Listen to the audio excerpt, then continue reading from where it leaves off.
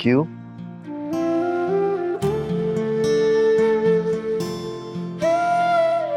तुम घर आ गए हो ना, अब ये घर वाकई में घर लग रहा है। कि अब कभी लंबे अरसे के लिए कहीं मत जाना।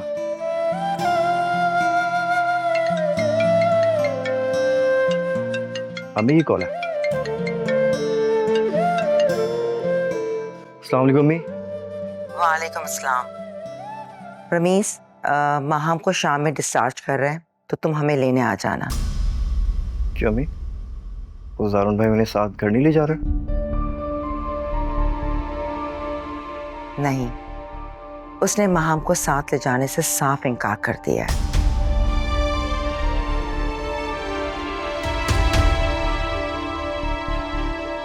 पता नहीं, ज़ारुन के तेवर सही नहीं लग रहे मुझे। काफी रूखा रूखा सा है वो। चले कोई बात नहीं अम्मी, थोड़ा सा बाजी हमारे साथ भी रह लेंगी। ये भी तो उन्हीं का घर है। हाँ, मेरी बच्ची की सेहत का मामला है, खामोश तो मुझे रहना पड़ेगा। एक दफा माहम सेहत याब हो जाए, फिर मैं ज़ारुन और अज़रा से बात करूंगी। खैर चलो, बाकी की बातें हम घर आके करेंगे। ठीक है बेटा, याद से आ जाना, देर नहीं लगाना। चलो, मैं बस थोड़ी देर में निकलता हूँ। ज़रा मैं हॉस्पिटल जाऊंगा, बाजी यहाँ पे आ रही है। हाँ, आंटी ने अच्छा किया जो माहम भाभी को यहाँ ला रही हैं। हम सब हैं यहाँ, उनकी अच्छी तरह देखभाल करेंगे। अगर ज़ारुन भाई उन्हें घर ले जाते तो वहाँ उनका कौन ख्याल रखता? भाई तो सारा दिन ऑफिस में होते हैं और अम्मी की तबीयत भी ठीक नहीं रहती।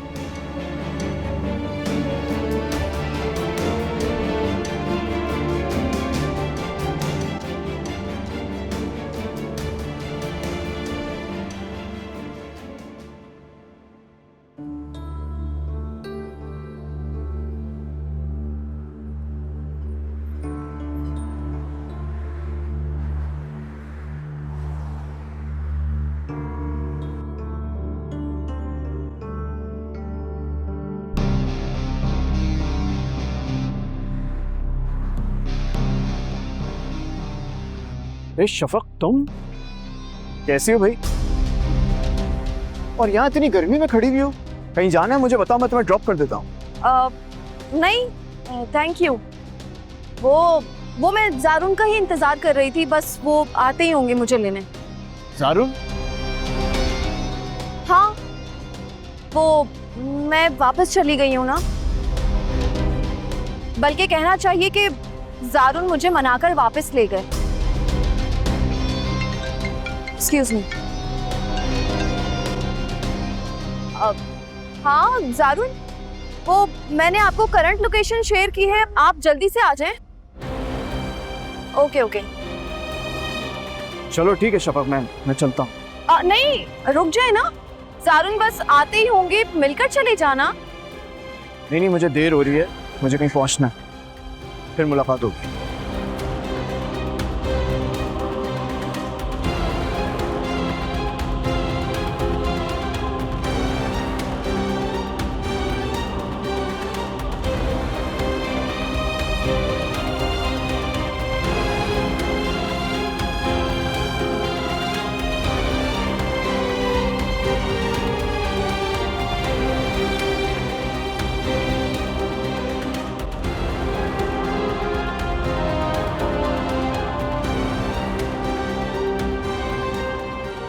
अस्सलाम वालेकुम मम्मी।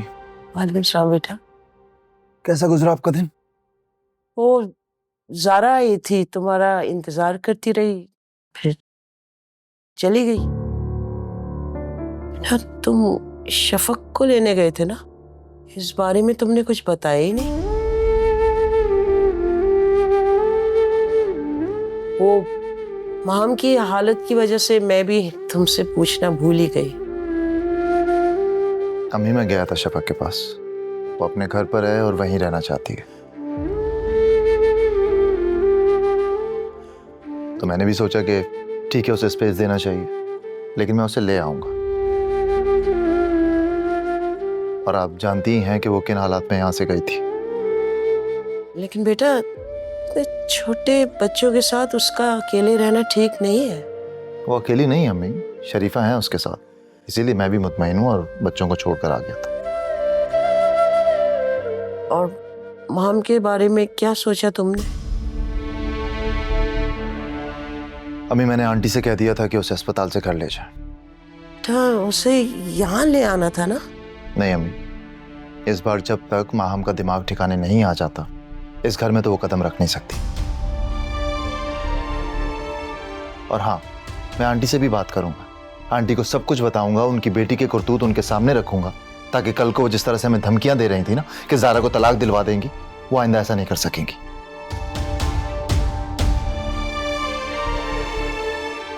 और माहम इस बार इस घर में सिर्फ उसी सूरत में कदम रख सकती है जब तक कि आंटी मुझे एक गारंटी ना कर दें कि माहम अपनी वो हरकतें दोहराएगी नहीं और इंसान बनकर नहीं रहेगी।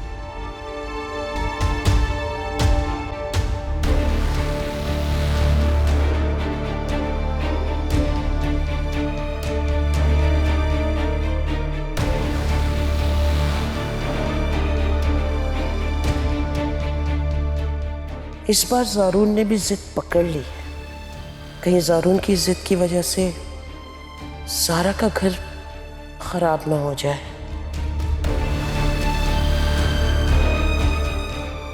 अब मुझे इस मामले को बहुत सोच समझ कर देखना होगा। मासूमा से फोन पे बात करती हूँ ताकि उससे ये ना लगे कि हमें माहम की कोई परवाह नहीं।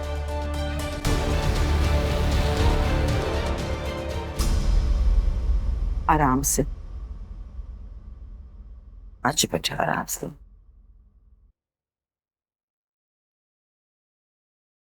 वेलकम बैक भाभी।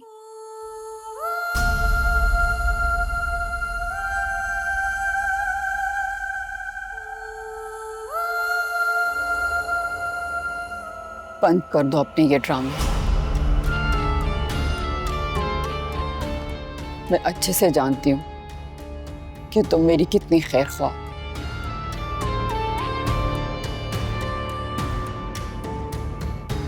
अरे बेटा, इसमें गुस्सा करने वाली कौन सी बात है? गुस्सा करने वाली बात है अम्मी।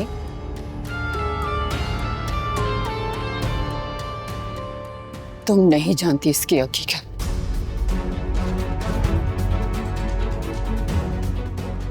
लेकिन मैं जानती हूं इस मुनाफिक और खपती औरत की असलियत। अच्छा चलो चलो, छोड़ो इस बात को, अंदर चलते। आ जाओ बेटा, आ जाओ, चलो।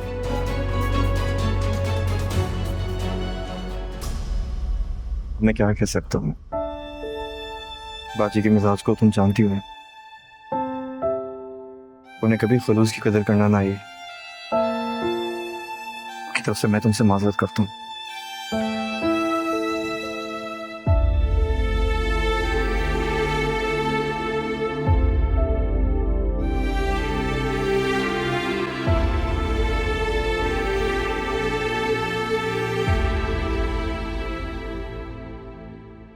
अस्सलाम वालेकुम। वालेकुम अस्सलाम।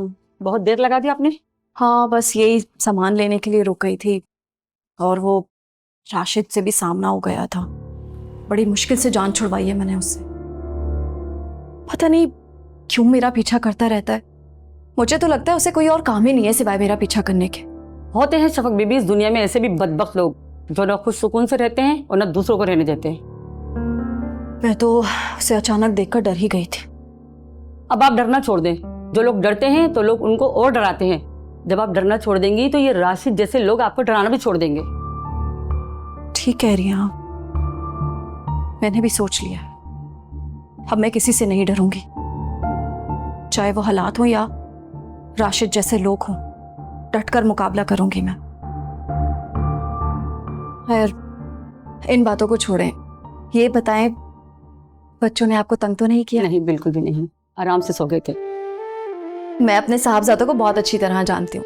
खूब तंग किया होगा उन्होंने आपको। नहीं, चले मैं सामान रख के आती हूँ।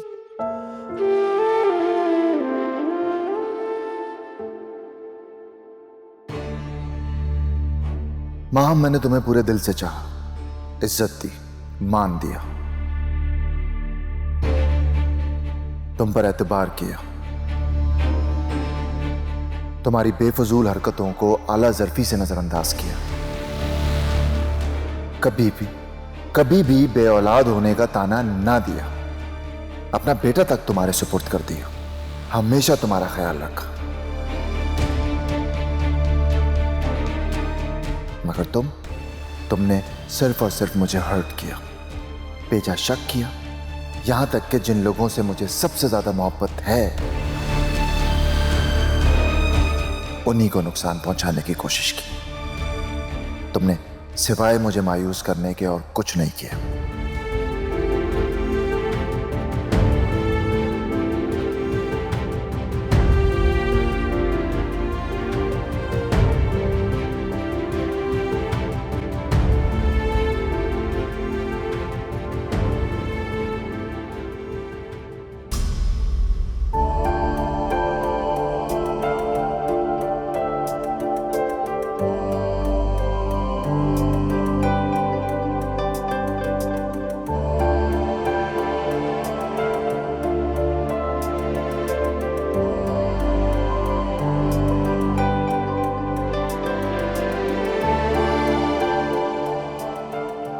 जिस पर मेरे हुस्न का जादू एक बार जल जाए वो कभी मुझसे नफरत नहीं कर सकता और ना ही मुझे छोड़ सकता।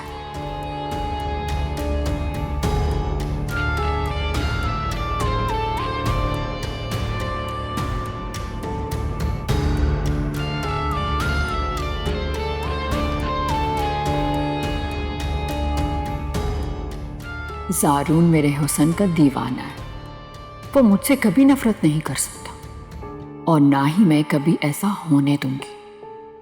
ज़ारून सिर्फ मेरा था, मेरा है और मेरा ही रहेगा।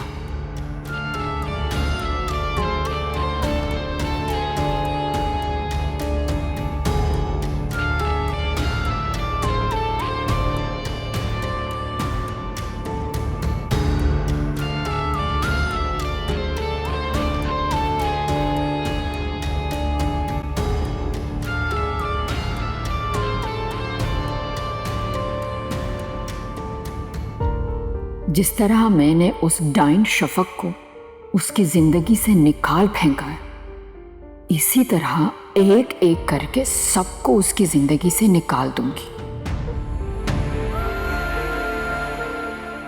फिर सिर्फ हम दोनों होंगे और हमारी छोटी सी खूबसूरत सी दुनिया।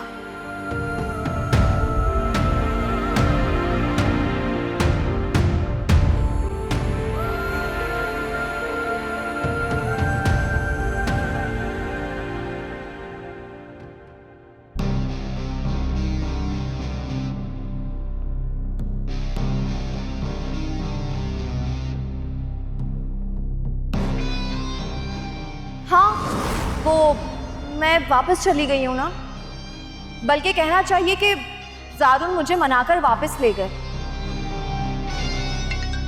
Excuse me. हाँ ज़ारून, वो मैंने आपको करंट लोकेशन शेयर की है, आप जल्दी से आ जाएं। ज़ारून शफक को मना कर ले गया है। वो दोनों एक साथ रह रहे हैं। सारी मेहनत पर पानी फिर गया।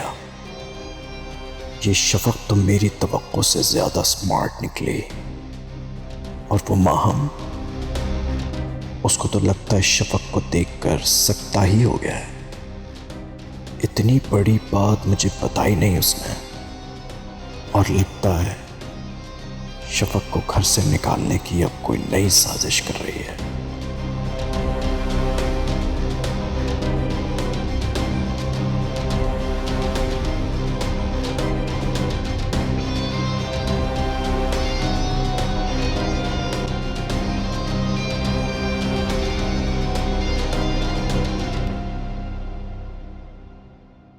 कहीं ना कहीं कोई गड़बड़ जरूर है। शफक अगर घर वापस आ गई है तो माहम की तरफ से इतनी खामोशी क्यों?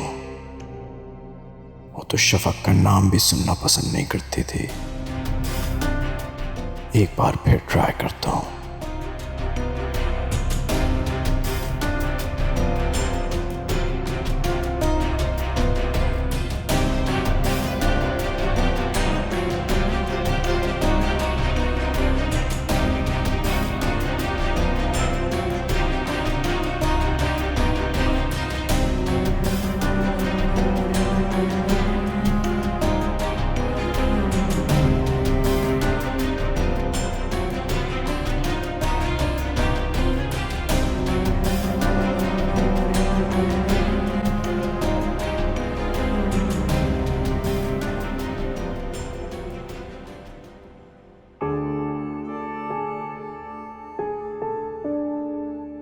महाम बेटा, आखिर कब तक यहाँ बैठी रहोगी?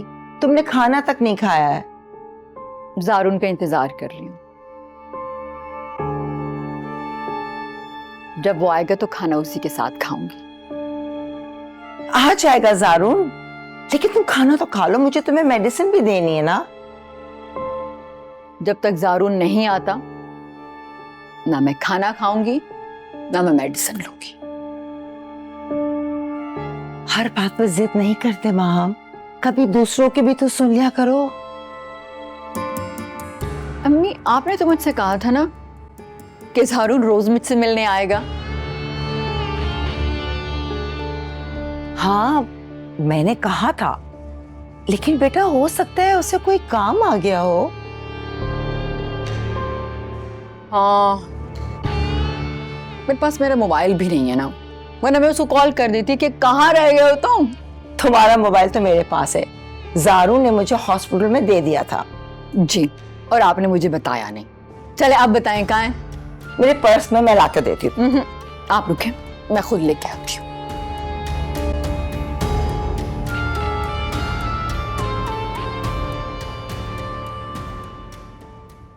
मुझे शायद अभी माहम को फोन के बारे में नहीं बताना चाहिए था। अब वो जारून से बात करेगी, और जारून ने कोई उल्टी सीधी बात कर दी तो कहीं वो फिर से दिल पर ना ले ले। न जाने किसकी नजर लग गई मेरे घर की रौनक को।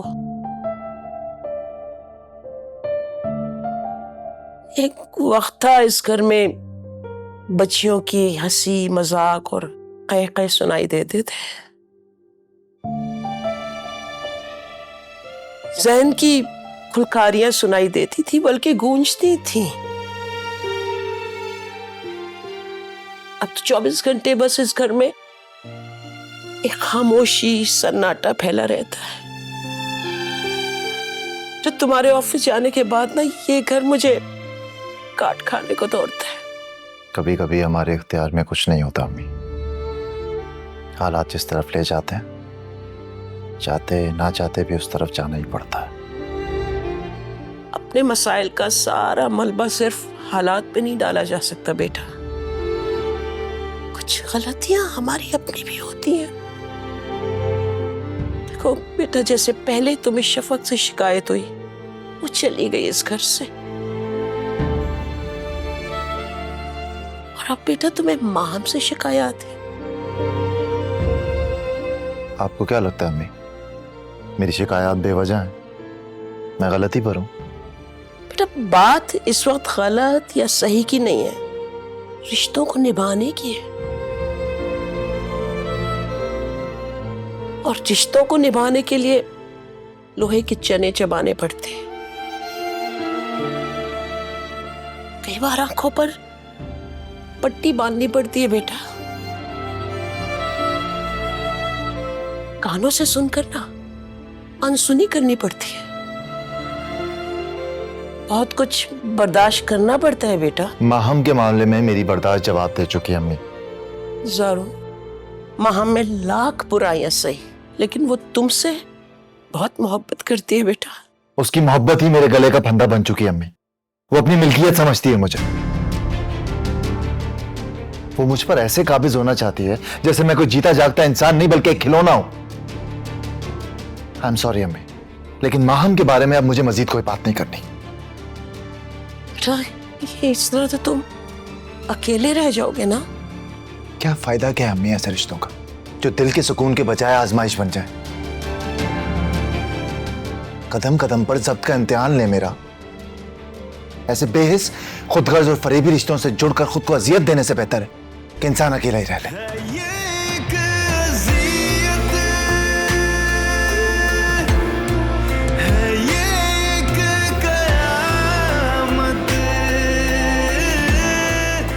या अल्लाह, मेरे बेटे को वो रास्ता दिखा जो इसके हक में बेहतर हो।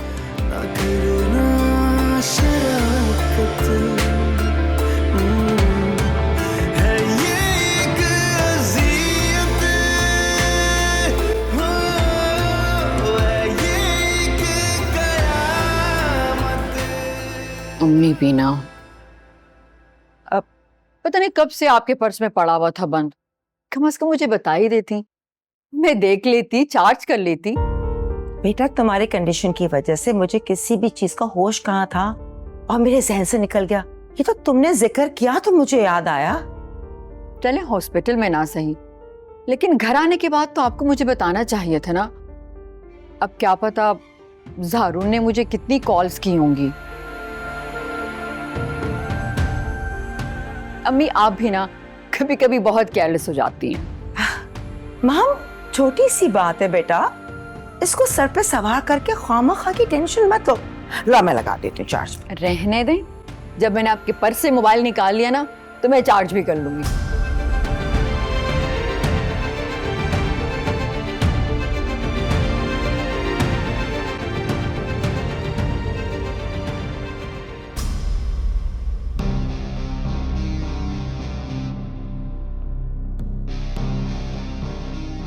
इतनी रात होने वाली है, अम्मी को कुछ पता नहीं, कुछ बता कर भी नहीं गई।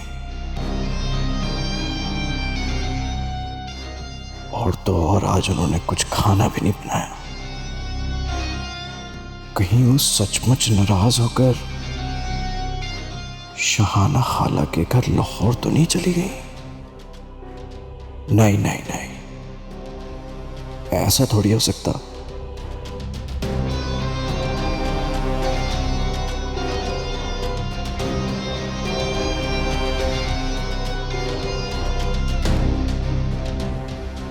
अम्मी फोन तो उठाएं।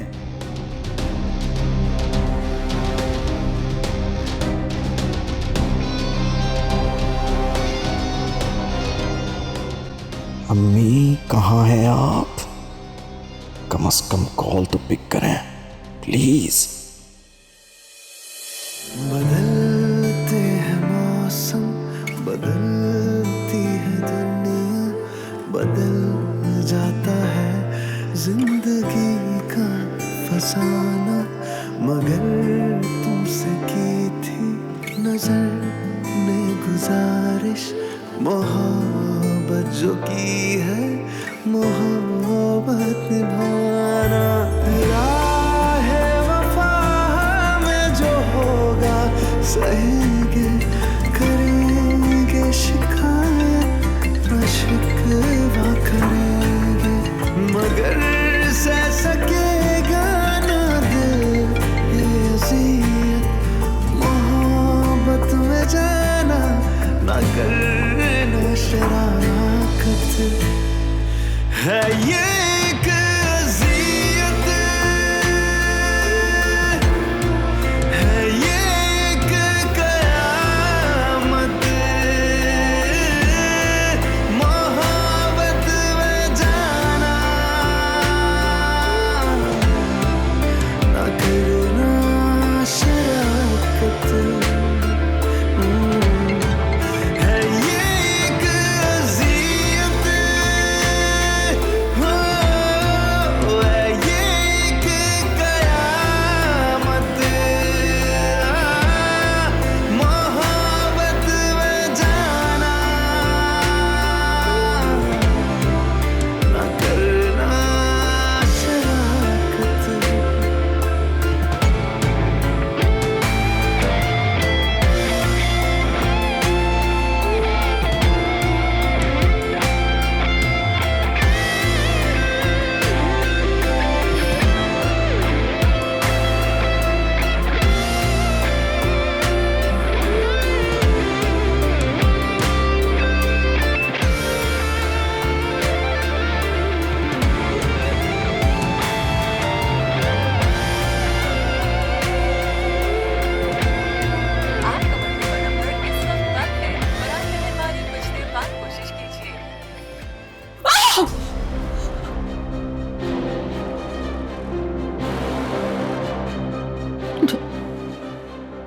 नहीं ज़ारून, तुम मुझे इग्नोर नहीं कर सकते। नहीं नहीं नहीं नहीं, इग्नोर नहीं कर सकते।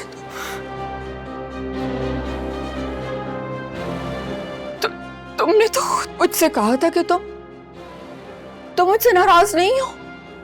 हाँ? तो फिर तुम मुझसे मिलने क्यों नहीं आए? सारून, तुम तो मुझसे मोहब्बत करते हो ना?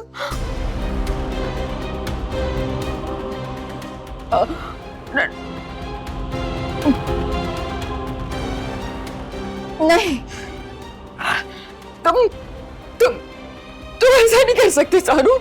नहीं नहीं नहीं नहीं नहीं नहीं नहीं, दूर रहा मुझसे। तुमने भी झूठ बोला मुझसे अम्मी।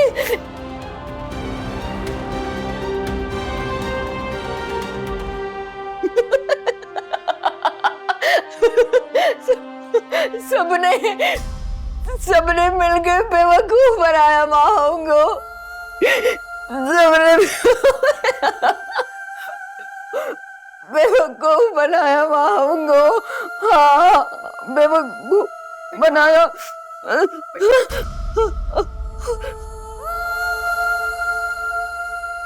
क्या कहा था आपने? क्या कहा था? क्या कहा था आपने? सारून, सारून रोज मुझसे मिलने आएगा? नहीं नहीं, सारून रोज मुझसे मिलने आएगा।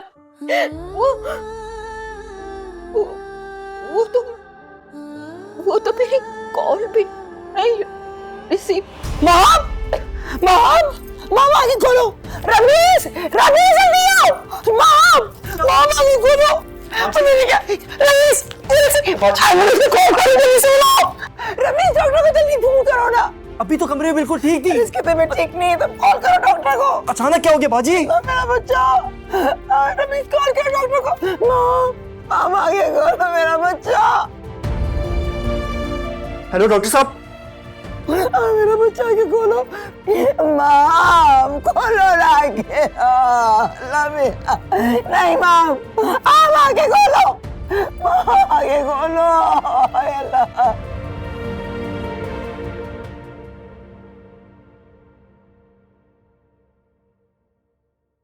अम्मी कहाँ रह गई थी आप? कितनी देर से मैं आपका इंतजार कर रहा था। आप जानती कितनी परेशानी हो रही थी मुझे। तो इसमें परेशान होने वाली कौन सी बात है भाई? वो शकील भाई की ताज़ियत के लिए गई थी। तुम्हें दुनिया की कोई खैर खबर है या नहीं? लेकिन दुनियादारी तो मुझे निभानी है ना। बस तुम शफक के पीछे लगे रहो। अगर आपको जाना ही था तो मुझे बता ही देती। मुझे कितनी भूख लग रही थी, कुछ बना के भी नहीं गई आप। मुझे खाना दीजिए प्लीज। चलो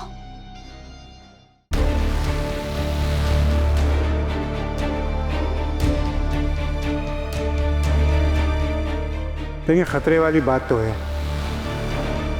उसके दोनों लंग्स बहुत ज़्यादा अफेक्टेड हुए हुए, जिसकी वजह से वो सही तरह से सांस नहीं ले पा रहा है।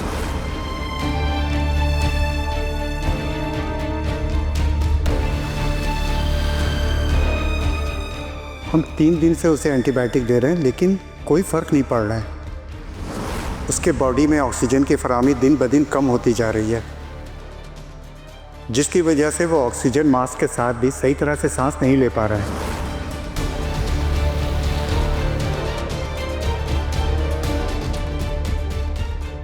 अब तो सिर्फ एक ही हल है। वो क्या? उसको वेंटिलेटर पे डालना होगा।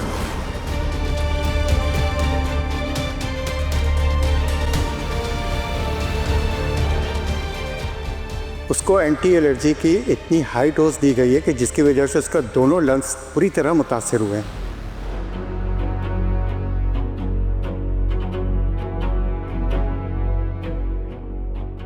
ऐसा तो नहीं कि माम ने जानबूझकर जैन की दवा का डोज बढ़ाया?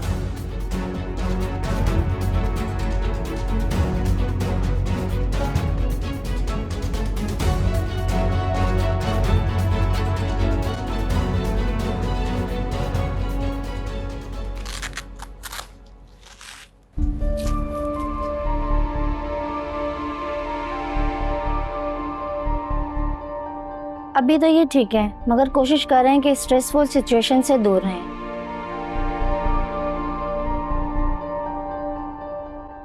फिलहाल मैंने सुकून का इंजेक्शन लगा देती हूँ, आप इनका ख्याल रखिए।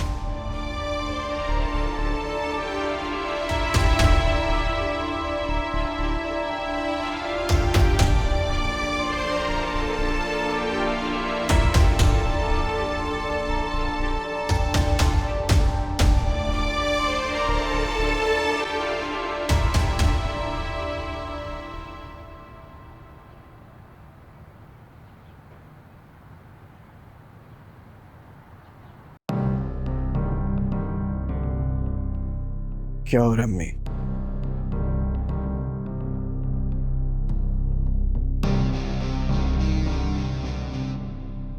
कहाँ थे राशिद?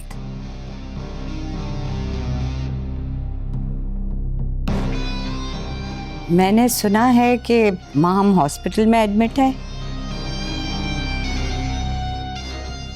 उसको नर्वस ब्रेकडाउन हुआ है और कंडीशन भी बहुत सीरियस है।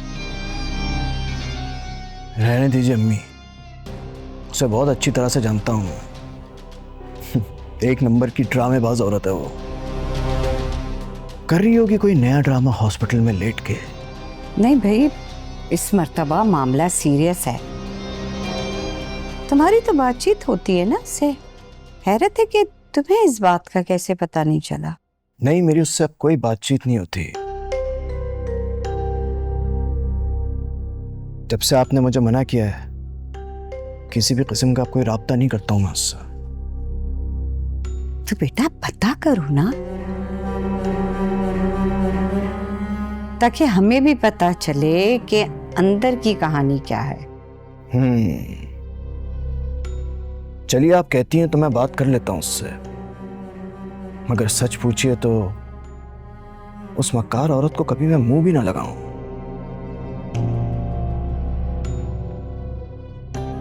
चाय मिलेगी?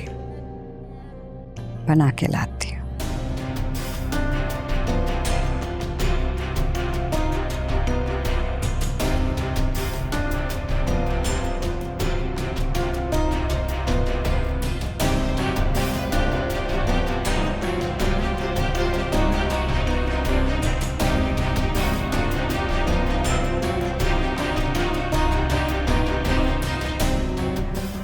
अब ये क्या नई कहानी है? शफक वापस आ गई है शायद, इसलिए कोई नया ड्रामा किया है इसने। माहम से कोई भी तवक्को की जा सकती है।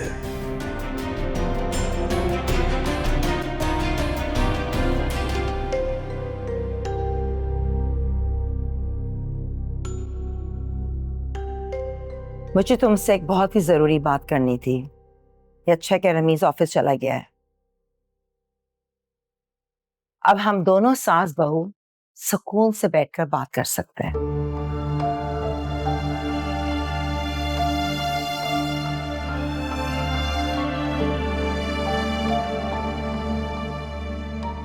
देखो ज़ारा, तुम्हें मैं आज एक बात साफ साफ बता देती हूँ। माहम मुझे बहुत अजीज है और माहम की जान ज़ारून में है।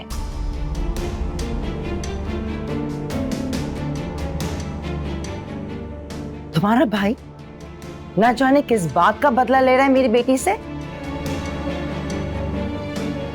खैर, बात कुछ भी हो, मैं अपनी बेटी को इस हालत में अब नहीं देख सकती।